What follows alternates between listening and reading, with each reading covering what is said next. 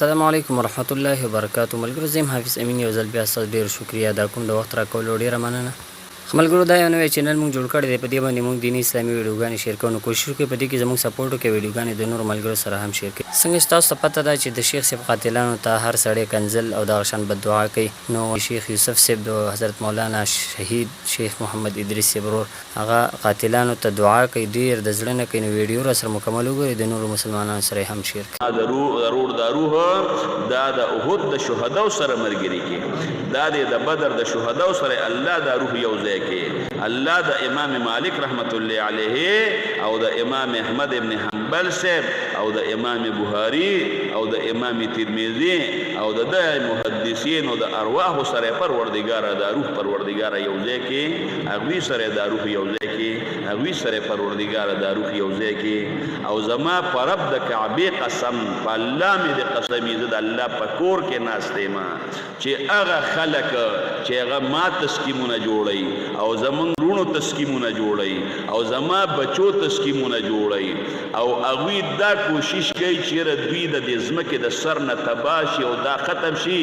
زما په رب د کعبې قسم که زما دغه خلک د جهنم په اور پیرزو شي، قسم مې درته وخوړ دا زما د جهنم په اور نشي پیرزو. ولې که ما تسکیم جوړوي او زما رور تسکیم جوړوي او زما بچو تسکیم جوړوي، خیر دې دا نه پیږي. دا زما د خشته الله بندگان دي او زما رب پیدا کړي دي.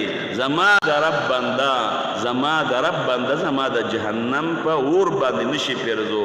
زه به ورته صرف یو دعا کوم چې الله دې ورته هدایت نصیب کړي او الله دې ولې سوچه ایمان ورکړي او الله دې دیندار کړي او الله دې تقوادار کړي. الله دې د الله چې څومره بندگان دي، څومره کافران دي، هغوی لري الله پاک ایمان ورکړي او د پاک پیغمبر ورک هر امتي الله د جهنم د اور نه وساتي.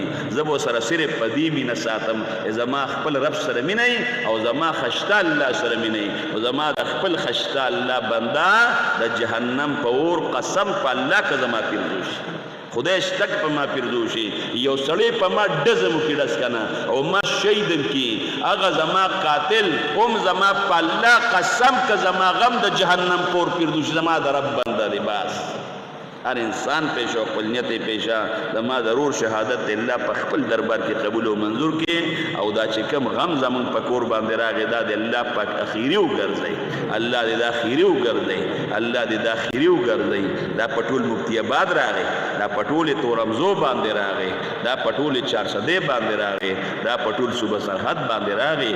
شیخ صاحب ستاسو د کور انسانو، شیخ صاحب ستاسو د کلیو، تاسو که په سعودي کې لوی چا به توی د کم دی مونږ شیخ ادریس صاحب د کلی تاسو به مغه یادو لکه سړی چې خپل پلار یادوي. الله هم ډېر زیات خوشحاله کا او دا چې کوم خدمتونه ملګرو کړل او د خصوصا بیا منتظر میر صاحب زموږ د محلې چې کومې منډې ترړي والي الله دې دا په خپل دربار کې قبول او منظور کړي او د نورو ملګرو ټول والي دي الله دې په خپل دربار کې قبول او منظور کړي او د دې بدلې دی ول الله په دوړو جهان کې ورکي او الله دې زمونږه او د خپل محلې او د تورمزو والو 400 والو بل ما بین کې اتفاق اتحاد نصیب کی. او زمونږ د محلې دا یو څو مشران دي، نیاز علي خان پلار دی، نهال لالا دی، جوهر لالا دی، داود لالا دی، شمشلق لالا دی، نور مشران لاړل. دا یو څو سپینګیري پاتې دي او په دې باندې مونږ خپل مینه ماتو. الله دې ول جندونه ورکي او الله زمونږ د جمعات په عبادت او په دین باندې عبادت کی.